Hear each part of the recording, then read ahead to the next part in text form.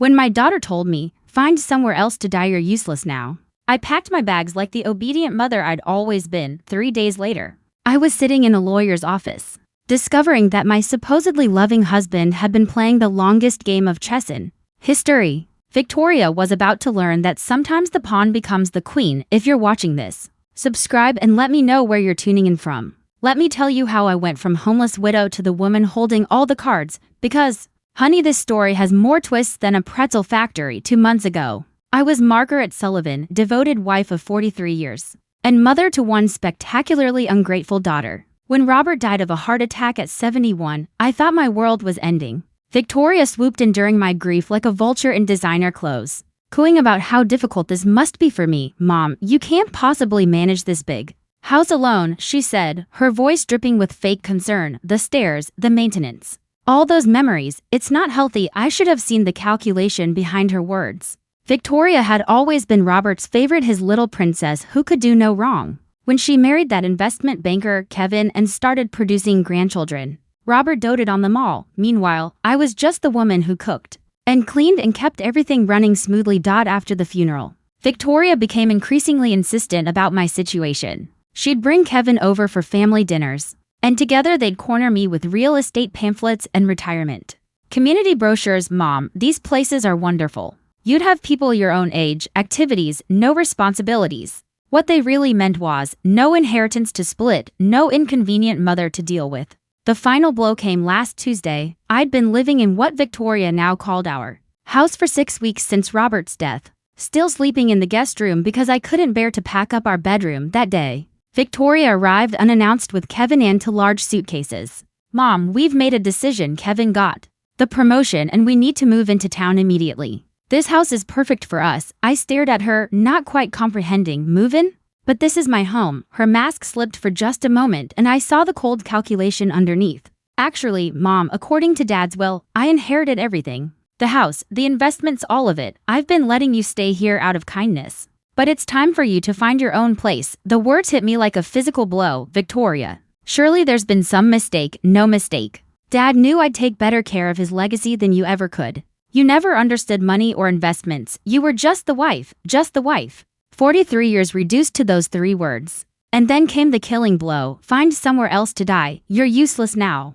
I packed my things in a day's 43 years of marriage, stuffed into 2 suitcases and a small box of photos. Victoria watched from the doorway, checking her watch like I was making her late for something important. "There's a nice senior complex on Maple Street," she offered, with the enthusiasm of someone recommending a decent restaurant. "Very affordable. I'm sure they have openings." Affordable. My daughter was inheriting $33 million, and she was suggesting I check into what was essentially a welfare facility for the elderly. Kevin loaded my suitcases into their BMW with the efficiency of someone disposing of garbage. "Margaret, you'll love having your independence again," he said, not quite meeting my eyes. "No more worrying about house maintenance or property taxes. No more home," he meant.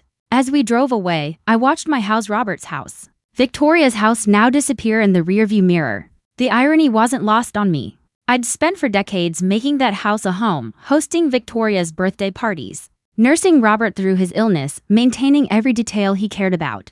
Now I was being driven to a budget motel like an unwanted guest who'd overstayed her welcome. The Sunset Inn was exactly what you'd expect from a place charging $49 a night. Thin walls, thinner towels, and a carpet that had seen better decades. Victoria handed me $200 in cash like she was tipping a hotel maid. "This should cover you for a few days while you get settled," she said. "I'll have Kevin transfer some money into your account once we sort through Dad's paperwork." Some money from my own inheritance. After they left, I sat on the sagging mattress and tried to process what had just happened. In the span of 3 hours, I'd gone from grieving widow to homeless senior citizen. The woman I'd raised, loved, and sacrificed for had discarded me like an expired prescription. But as I sat there in that depressing motel room, something kept nagging at me. Robert had always been meticulous about his affairs, obsessively organized. When it came to important documents, years ago, he'd even shown me the will, carefully explaining his wishes and making sure I understood everything, and I was absolutely certain that's not what it had said. Robert had been many things: traditional, sometimes stubborn, occasionally patronizing about money matters, but he wasn't cruel. The man who held my hand through my mother's death, who surprised me with flowers every anniversary, wouldn't have left me destitute. The next morning, I used the motel's Wi-Fi to search for Robert's attorney, Harrison Fitzgerald, the same lawyer who had handled our house purchase and various business matters over the years. His office was downtown, a 20-minute bus ride that cost me precious cash but felt necessary. Harrison Fitzgerald was a distinguished man in his 70s, with kind eyes behind wire-rimmed glasses. When his secretary announced that Mrs. Sullivan was here about her husband's estate, he looked genuinely surprised. "Margaret, my dear, I was wondering when you'd come in. I tried calling your house several times, but Victoria said you were traveling. That's what my daughter had told him." "Mr. Fitzgerald, I need to ask you about Robert's will." He looked puzzled. "Of course, didn't Victoria provide you with your copy?" I gave her the original and several copies after the reading. My stomach dropped. "There was a reading, Margaret. You were supposed to be there. Victoria said you were too distraught, that she'd handle everything and make sure you received your inheritance." The blood drained from my face as the reality hit me. "Mr. Fitzgerald, I was never told about any reading. Victoria told me she inherited everything." Harrison's expression shifted from confusion to alarm. He reached for a thick file folder, his movement suddenly urgent.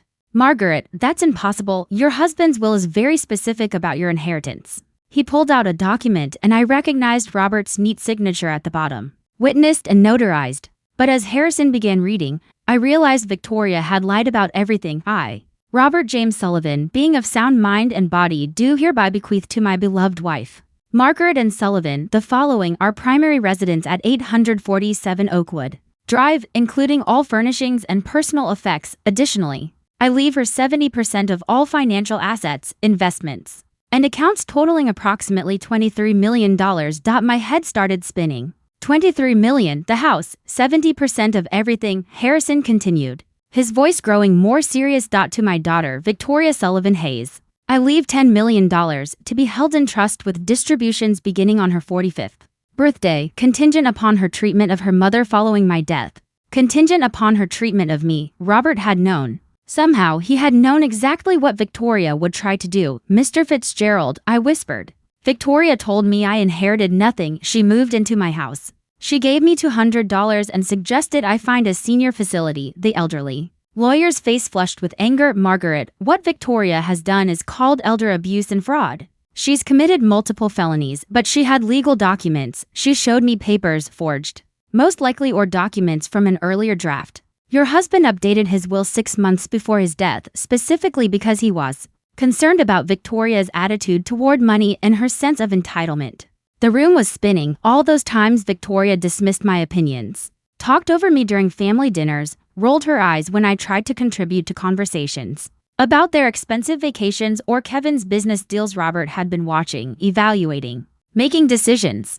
"There's more, Margaret. The trust provision for Victoria specifically states that if she fails to treat you with respect and dignity following my death, the entire $10 million reverts to you instead." I stared at him in shock. "Are you saying?" "I'm saying your daughter just cost herself $10 million.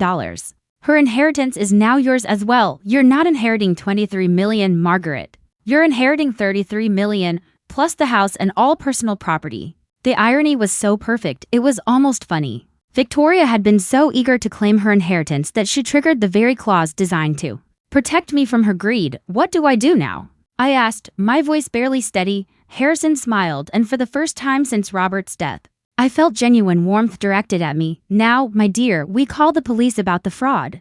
And then we call Victoria and inform her that she's about to receive the shock of her life. Can she fight this? With what money? She's about to discover that every account she thought she controlled actually belongs to you. Every investment, every bank account, every asset except your house is frozen. Pending investigation of her fraudulent activities." I thought about Victoria in my house, probably already planning renovations, shopping for new furniture with money she thought was hers. Kevin was probably calculating how the inheritance would affect his investment portfolio. They had no idea that in about 6 hours, their entire world was going to implode. Harrison Fitzgerald's office became command central for what he cheerfully called Operation Justice. He contacted the police, the banks, and a private investigator, while I sat in his leather chair, still trying to process the magnitude of Victoria's deception. "The forged documents are quite sophisticated," Detective Rodriguez explained as she reviewed the fake will Victoria had shown me. "This wasn't a spur-of-the-moment crime. Someone planned this carefully." "You think Victoria had help?" I asked. "Almost certainly. Creating convincing legal forgeries takes knowledge and connections. We'll need to investigate whether Kevin or anyone in his financial circle was involved. Within 2 hours, every account was frozen. Victoria's credit cards linked to what she believed were her inheritance accounts were declined. The house utilities she had already switched into her name were suspended pending ownership verification. At exactly 3:47 p.m., my phone rang. Victoria's name flashed on the screen. Mom, where are you? There's some kind of mix-up with the bank accounts. They're saying Daddy's assets are frozen. Hello, Victoria. I'm sitting in Harrison Fitzgerald's office. Remember him, Daddy's attorney? The one who read the real will to an empty room while you told him I was traveling. Silence. Then, Mom, I don't know what you think you discovered, but I discovered that you're a liar and a thief, sweetheart.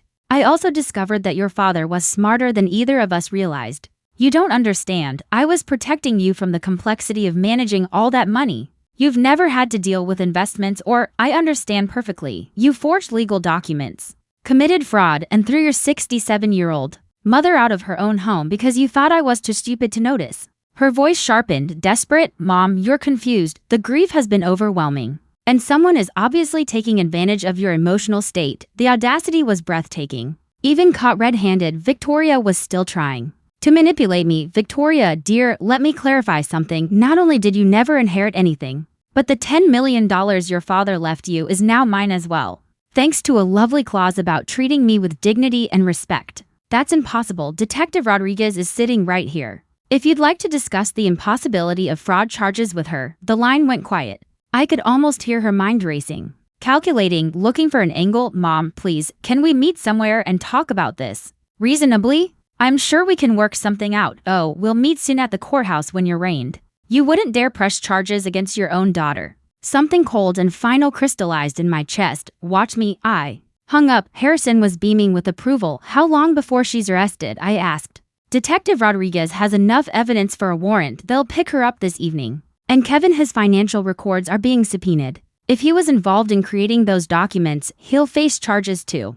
My phone buzzed with a text from Victoria. Mom, please don't do this. Think about the grandchildren. I showed it to Detective Rodriguez, who smiled grimly. Emotional manipulation, classic behavior in this type of crime. I typed back, I'm thinking about them. They deserve to see what happens when you steal from family. 20 minutes later, Kevin called. Margaret, surely we can resolve this privately. Victoria made some poor decisions, but involving the police seems excessive. Kevin, did you help her forge those documents? That's not Margaret. You have to understand the pressure Victoria was under. She was worried about your mental state, your ability to handle large sums of money. So that's a yes. It wasn't malicious. She genuinely thought she was protecting you by throwing you out of your house and telling you to find somewhere to die. He fell silent. Kevin, here's what's going to happen. You're both going to be arrested. You're both going to face federal fraud charges. And I'll be sitting in my house, watching it unfold. Margaret, please be reasonable. I was reasonable for 43 years. It didn't work out well for me. The police arrested Victoria at 8:30 p.m. while she was at Leonard, having dinner with Kevin and another couple, apparently celebrating her inheritance. According to Detective Rodriguez, she screamed about false arrest and demanded to call her lawyer, Kevin's golf buddy, who had no experience with criminal law. Kevin was arrested the next morning at his office. A forensic accountant had traced the forged documents to a printing company his firm used for creating fraudulent investment prospectuses. Turns out, my son-in-law had quite the criminal resume, something Victoria either never knew or chose to ignore. That night, I slept in the master bedroom of my own house for the first time in 43 years. Victoria had already moved her belongings into the space, cluttering it with designer clothes and expensive cosmetics, replacing Robert's careful organization with her chaos. I packed everything into garbage bags and left them on the front porch. She could collect them when she made bail. The house felt different now. Not because Robert was gone, but because I was finally seeing it as mine. For decades I had maintained it as his sanctuary, built around his preferences, his vision of how we should live. Now, looking around, I realized how little of me was ever reflected in these rooms. That was about to change. Harrison called around noon with updates. Victoria's bail is set at $50,000, since her accounts are frozen. She'll need someone else to cover it. And Kevin, $200,000. Apparently the judge wasn't impressed with his history of financial crimes. Who knew your son-in-law had already been under investigation for securities fraud? I certainly hadn't, but then again, I'd been excluded from most family financial discussions. Victoria and Kevin always spoke to me like I was a child whenever money came up. Dumbing down concepts they assumed I couldn't possibly understand. They were about to learn just how much I had actually understood. Harrison, I want to make some changes to the house. Victoria had contractors lined up to renovate. I'd like to move forward with some of those plans but with my own vision. Excellent idea. It's your home now, Margaret. Do whatever makes you happy. What made me happy, I realized, was undoing every single assumption Victoria had made about my inheritance. She'd planned to gut the kitchen, rip out the hardwood floors, and turn Robert's study into a wine cellar instead. I was going to make the study an art studio and transform her precious wine cellar into a library. My phone rang. Unknown number. Double quotes Mrs. Sullivan. This is Jonna Cooper from Channel 7 News. We understand you're the victim of a significant elder fraud case involving your daughter. Would you be willing to share your story? Word was getting out in a city this size. The arrest of a prominent investment banker and his wife for defrauding his elderly mother-in-law was news. Miss Cooper, I appreciate your interest, but I'm not ready to make public statements.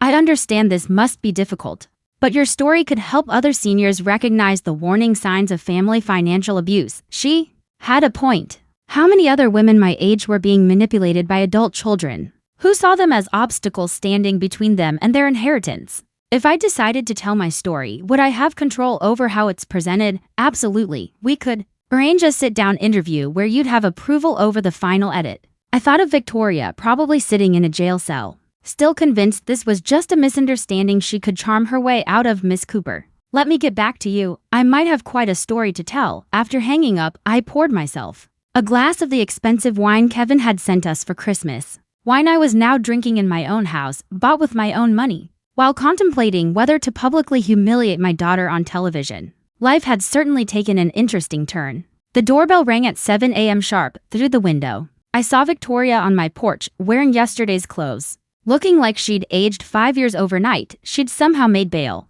I opened the door but didn't invite her in. Mom, please. We need to talk. We talked yesterday. You told me to find somewhere to die. Instead, I found somewhere to live. Victoria's eyes were red-rimmed, her usual polished composure completely gone. I made mistakes, terrible mistakes, but I'm still your daughter, are you? Because daughters don't typically forge legal documents to steal their mother's inheritance. I wasn't stealing, She stopped, clearly struggling to find words that didn't sound criminal. You were what, Victoria? I was trying to protect you from making poor financial decisions. You've never managed large amounts of money, even now, after being arrested for fraud. She couldn't admit the truth. In her mind, she was still the victim of my unreasonable expectations. Victoria, let me share something your father told me 6 months before he died. He said he was worried about your sense of entitlement, your attitude toward money, and how you treated people you considered beneath you. Her face went pale. Daddy never said that. He said you reminded him of his sister, Eleanor, beautiful, charming, and completely incapable of thinking about anyone but yourself. He told me he was changing the will specifically because he was afraid of what you'd do to me. If you had control. That's a lie. I pulled out my phone and showed her a recording. Actually,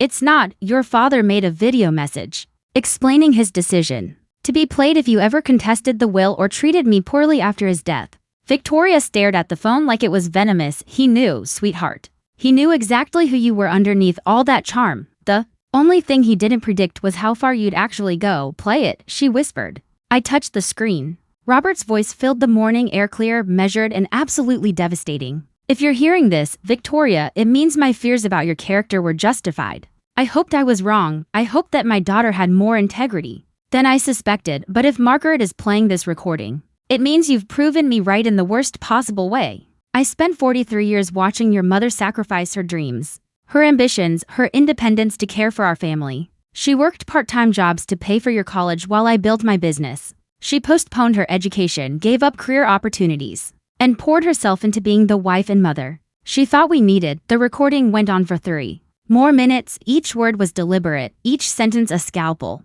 cutting through Victoria's excuses and self-deceptions. By the time you hear this, you'll know that treating your mother poorly has cost you everything. I hope it was worth it. When it ended, Victoria was crying. Not the polished tears she'd used to manipulate people her entire life, but raw, broken sobs. He hated me, she whispered. Double quotes. No, Victoria, he loved you enough to hope you'd prove him wrong. You chose to prove him right instead. She looked up at me, mascara streaking her cheeks. What happens now?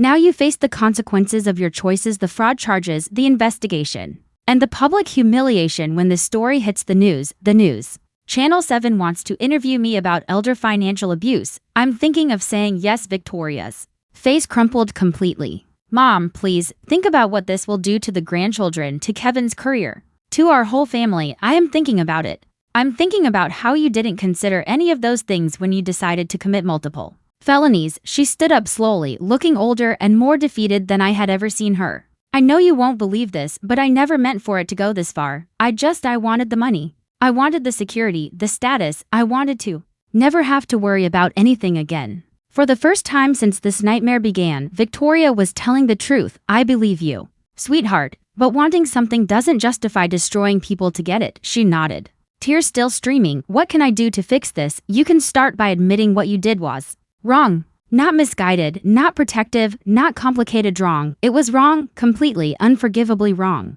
And then you can face whatever consequences come next with some dignity. Instead of trying to manipulate your way out of them, Victoria looked at me for a long moment, maybe seeing for the first time not the pushover mother she'd always known, but the woman who had just outmaneuvered her completely. I deserved this, didn't I? Yes.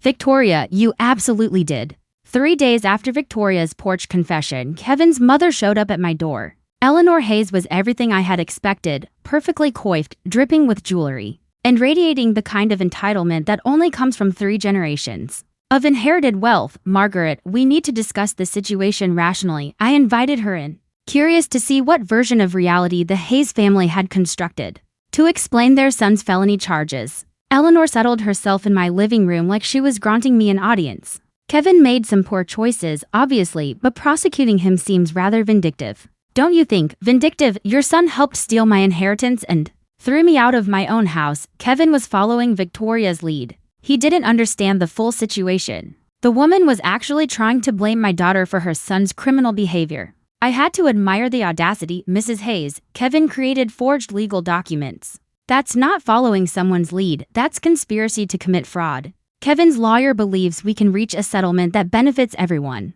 You get your house back, Victoria faces appropriate consequences, and Kevin avoids the publicity of a trial. Appropriate consequences, I repeated, as if Victoria's crimes were a minor etiquette violation. What kind of settlement? Eleanor smiled, clearly believing she'd found an opening. Kevin's family is prepared to compensate you for your inconvenience. Let's say $2 million in exchange for dropping the charges against Kevin. $2 million to forgive the man who had helped steal $33 million from me. Mrs. Hayes, your son participated in a scheme that cost me everything I owned. You think $2 million covers that? Margaret, be realistic. Kevin has a career, children, a reputation to maintain. Sending him to prison serves no one, it serves justice. Eleanor's polished facade cracked slightly. Justice? You're destroying multiple families over money you'd never have known how to manage anyway. There it was, the same condescending attitude that had poisoned my relationship with Victoria. In their world, I was just the help who'd gotten uppity. Mrs. Hayes, I think we're done here. Margaret, please reconsider. $5 million. Final offer, $5 million to let Kevin walk free. The amount was staggering, but the principle was non-negotiable. My answer is no. Eleanor stood, her composure restored.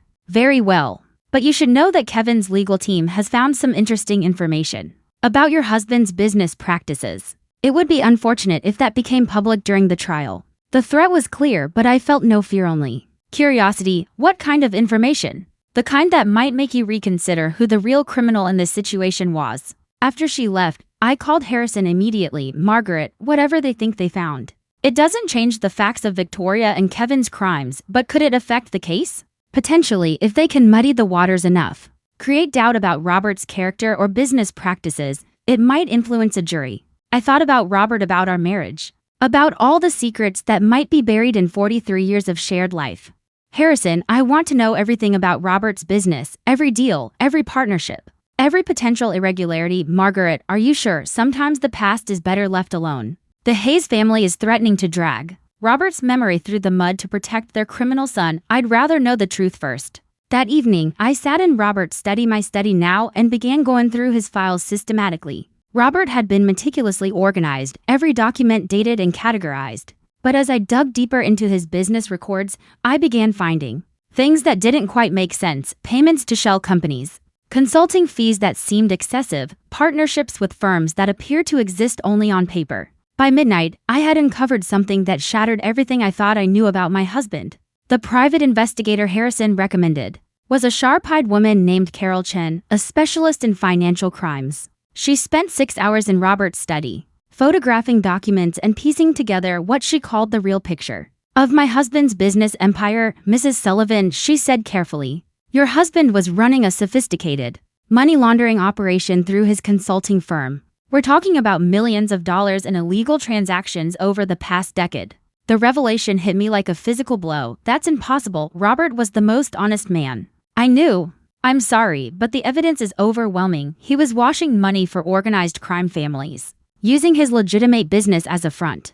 I stared at the papers spread across Robert's desk, invoices for services never rendered, consulting, contracts with companies that didn't exist, payment schedules that lined up exactly with known criminal activities. How long has this been going on? Based on these records, at least 12 years. Probably longer, 12 years. While I was planning dinner parties and attending charity galas, my husband had been facilitating criminal enterprises. Mrs. Sullivan, there's more. Carol continued. The $10 million Robert left Victoria, that money came directly from laundered funds. If the FBI discovers this, they'll seize everything as proceeds of criminal activity. The room began to spin. Everything, the house, the investments, all of it could vanish. Unless, I whispered, unless what? Carol hesitated, looking uncomfortable. Unless Victoria and Kevin's legal team already knows about this and is planning to use it as leverage. If they tip off the FBI about your husband's crimes, they could negotiate immunity in exchange for cooperation. My daughter and her husband weren't just thieves, they were holding a nuclear weapon over my head. What are my options? Legally, you could contact the FBI yourself, come forward voluntarily, and hope for leniency. You'd lose most of the money, but you might be able to keep the house. And if I don't, then Victoria and Kevin's lawyers will probably leak this information strategically. You'll lose everything anyway, and you could also face potential charges for unknowingly benefiting from criminal activity. I thought of Eleanor Hayes' smug confidence, her certainty I would fold and accept their settlement offer. They had known about Robert's crimes all along. Carol, how did they find out about this? Kevin's an investment banker. He would have recognized the patterns in your husband's financial records. The real question is, what are they planning to do with this information? My phone rang. Victoria's number lit up the screen. Mom, we need to meet tonight. There are things you need to know about Daddy that change everything. I already know. Victoria, silence. Then, you know what?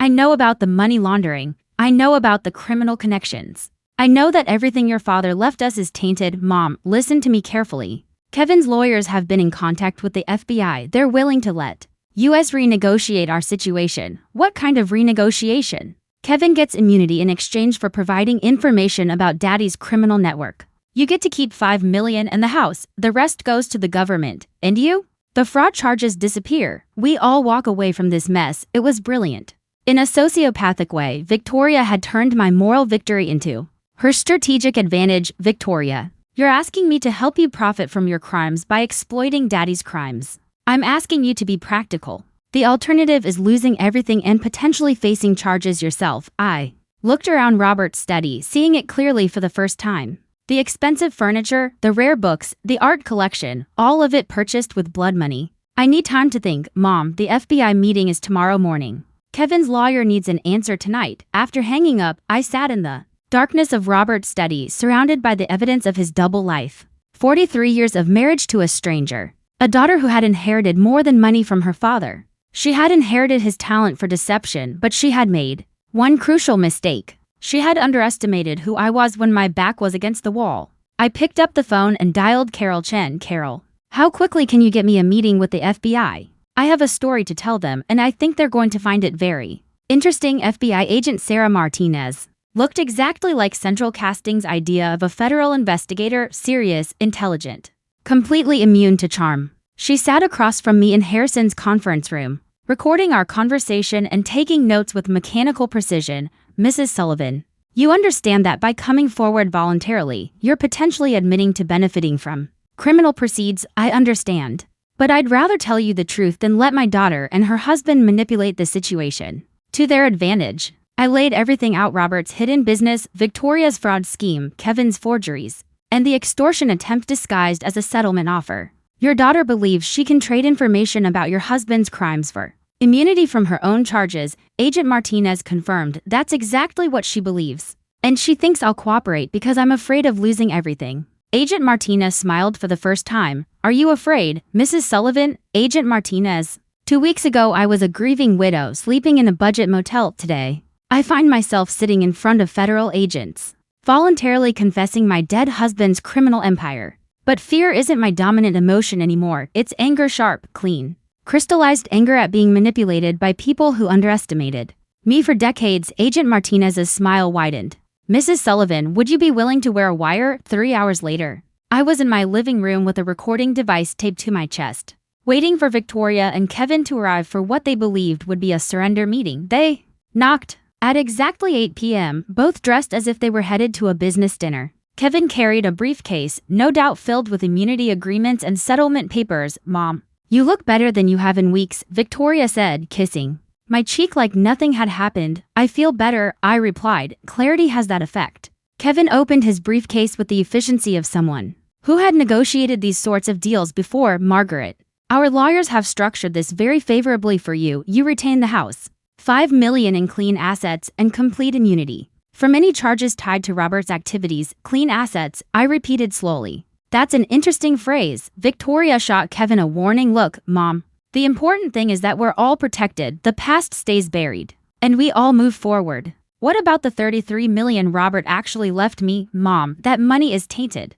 Victoria said quickly. It can't be separated from Daddy's criminal activities. Taking $5 million is the best possible outcome. And you too, what do you get out of this arrangement? Kevin leaned forward, his confidence steady. We get to put this unfortunate misunderstanding behind us. Victoria's charges disappear. My reputation stays intact, and our family can heal. Misunderstanding, I said. He was still calling felony fraud a misunderstanding. Kevin, help me understand something. When exactly did you discover Robert's criminal activities? His eyes flicked to Victoria. What do you mean? I mean, did you know about the money laundering when you married Victoria, or did you only discover it recently when you started planning to steal my inheritance? They exchanged nervous glances. Margaret, I don't think that's relevant to our current discussion, Kevin said carefully. Actually, I think it's very relevant. If you knew about Robert's crimes and said nothing, that makes you an accessory after the fact. And if you only discovered them while committing your own crimes, that makes you remarkably unlucky.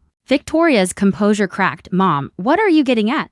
I'm getting at the fact that you two have been planning this for months, possibly years. The forged will, the sudden discovery of Robert's laundering, even Kevin's convenient connections to document forgers, none of this was spontaneous. That's ridiculous, Kevin snapped. Is it? Agent Martinez finds it quite plausible. The color drained from both their faces. Agent Martinez? Kevin whispered. FBI, I said evenly. She's been very interested in my story: systematic elder abuse, fraud, extortion. Especially the part where you tried to blackmail me with my dead husband's crimes. Kevin shot to his feet, reaching for the briefcase. Margaret, this conversation is over. Actually, Kevin, I think it's just beginning. Agent Martinez and two other federal agents stepped into the room as Victoria and Kevin froze. Kevin's briefcase and their phones were confiscated immediately. Victoria Sullivan Hayes and Kevin Hayes. Agent Martinez announced, you are under arrest for conspiracy to commit wire fraud, elder abuse, and attempted extortion of a federal witness. Victoria turned to me, eyes blazing with betrayal.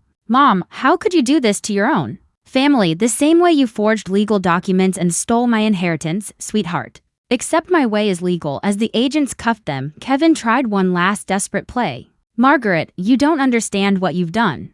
There are people tied to Robert's business who won't appreciate federal attention. You've put yourself in danger. Agent Martinez paused mid-Miranda. Mr. Hayes, are you threatening a federal witness? I'm warning her about reality. Kevin insisted. The reality, Martinez said flatly, is that you just added witness intimidation to your charges. After they were taken out, Agent Martinez sat back down across from me. Mrs. Sullivan, Kevin's warning might not be entirely empty. Your husband was connected to some dangerous people. How dangerous? The Torino crime family. They've been laundering money through legitimate businesses for decades. Your husband's consulting firm was one of their most successful channels.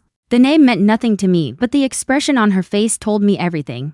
Are you saying I'm in actual physical danger? Potentially. But there's something else you should know about your husband's operation, something that changes everything. Agent Martinez pulled out a thick file folder. The kind that spoke of months of investigation. Double quotes Mrs. Sullivan. Your husband wasn't just laundering money for the Torino family. He was an FBI informant for 12 years. He was feeding us intelligence on their operations while appearing to run their laundering network. The world tilted sideways. Robert, my husband, working for the FBI deep cover. A long-term investigation. The operation was so sensitive that even local FBI offices weren't told. Your husband was helping us build cases against multiple crime families, but the money was real. The Bureau allowed him to keep a percentage of the laundered funds as payment for his cooperation. And to protect his cover, everything he left you was earned through legitimate federal cooperation. Agent Martinez said. I stared at her, trying to process this revelation. So the $33 million is legally mine, yes. Your husband died before the investigation concluded, but his cooperation over 12 years directly led to 47 arrests and the seizure of more than $200 million in criminal assets. Why didn't anyone tell me? Because the investigation was ongoing. And because we weren't certain about your involvement or knowledge, ironically. Your daughter and son-in-law's fraud scheme helped us confirm your innocence, Victoria. And Kevin didn't know any of this. They suspected criminal activity, but they had no idea about the federal cooperation. They were planning to blackmail you with information that would have actually exonerated your husband. The irony was almost poetic. Victoria had tried to steal my inheritance twice, once through fraud and once through blackmail based on incomplete information. Agent Martinez, what happens now? Now you get your money back. Your daughter and son-in-law face federal charges, and you decide what kind of life you want to build with your legitimate inheritance and with the danger Kevin mentioned. The Torino family will be too busy dealing with their own legal problems to worry about you. We're executing search warrants across 3 states tomorrow morning. I looked around my living room again, seeing it as the site of my resurrection rather than my humiliation. Agent Martinez, can I ask you something? Of course. In your professional opinion, am I a terrible person for feeling satisfied about Victoria's arrest? Agent Martinez smiled. Mrs. Sullivan, in my professional opinion, you're a woman who refused to be victimized. That's not terrible, that's inspiring. 6 months later, I stood in the kitchen of my renovated house, making coffee for 2. Morning sunlight streamed through new windows that finally opened properly, illuminating countertops I had chosen myself for the first time in 43 years. Good morning, Margaret. Dr. Sarah Chen, Carol's sister. And now my financial advisor appeared in the doorway carrying a thick folder of investment reports. Good morning, Sarah. Ready for our quarterly review? The past 6 months had been a whirlwind of legal proceedings, media interviews, and personal transformation. Victoria and Kevin were each serving 18-month federal sentences. The news coverage of their crimes had made me something of a celebrity in senior advocacy circles. Your portfolio is performing excellently, Sarah said, settling at my new breakfast table. The charitable foundation is fully operational, and the scholarship fund has already selected its first recipients. The Margaret Sullivan Foundation for Elder Protection had become my primary focus. With $15 million of my inheritance, we're funding legal aid for seniors facing family financial abuse and pushing for legislative changes to strengthen elder protection laws. Any word on the documentary? I asked. Netflix confirmed the production deal. They want to start filming next month. My story had grown beyond the initial headlines. The Mother's Revenge, an American crime story, was being developed as a limited series, with all proceeds directed to elder advocacy organizations. And Victoria, I asked. Sarah's expression turned careful. She's written again. Her lawyer says she wants to apologize and ask for forgiveness. Victoria had written me 17 letters from federal prison. I'd read the first few, which swung from self-justifying to desperate, before I decided to stop opening them. Some relationships, once broken, can't be repaired with words. Sarah, has my stance on that changed? Not according to our previous conversations, but people do evolve, Margaret, even people who've made terrible choices. I thought about the woman I'd been 6 months ago, grieving, dependent, willing to accept whatever scraps of dignity my family handed me. That woman might have felt obligated to forgive Victoria, to rebuild a relationship out of guilt and tradition, but that woman was gone. Sarah, schedule a meeting with Victoria's lawyer. Not to reconcile, to make something clear. What kind of thing? I want Victoria to understand her actions had consequences beyond legal punishment. I want her to know she destroyed our relationship permanently, and that her children will grow up knowing why their mother went to prison. That seems harsh. Good, it's supposed to be harsh. Victoria made adult choices that hurt people she was supposed to love. She doesn't get to escape the emotional consequences just because she's written some prison letters. Sarah made notes in her leather portfolio, and the grandchildren? Victoria's requested supervised visits with them. My relationship with Victoria's children will depend on their choices. When they're adults not on their mother's rehabilitation efforts, the doorbell rang. Through the window, I saw a delivery truck with a large package. Must be the new furniture. For the studio, I told Sarah, the art studio had been my favorite renovation project. Robert's former den was now a bright, airy space where I was rediscovering my love of painting, something I'd abandoned when I got married and stepped into the role of supportive wife and mother. Margaret, can I ask you something personal? Sarah said, of course. Do you ever regret how this all played out, the prison sentences, the media attention, the permanent family estrangement? I considered her question as I signed for the delivery. 6 months ago, I'd been invisible, a widow with no money, no home, and no prospects. Today, I was a millionaire philanthropist with a foundation, a documentary deal, and a purpose that extended far beyond just surviving. Sarah, my daughter tried to steal everything I owned and leave me homeless. My son-in-law forged documents and threatened me with blackmail. They showed me exactly who they were when they thought I was powerless to stop them. But they're still family. I shook my head. No, they're still DNA. Family are the people who protect you when you're vulnerable, not the ones who exploit your vulnerability for profit. Sarah closed her portfolio, satisfied with my answer. Besides, I added, look what I became when I stopped letting them define my worth.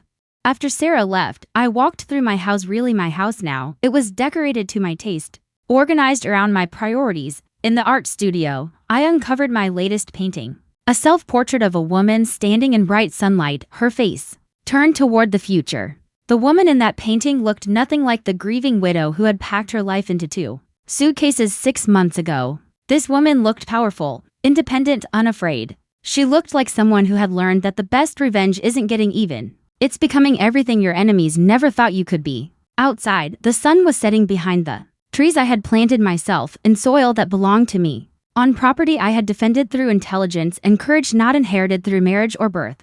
Tomorrow, I'd keep building the life I chose instead of the life others planned for me. And if Victoria wanted to rebuild a relationship with this woman, she'd need more than prison letters and hollow apologies. She'd need a complete transformation, one that matched my own.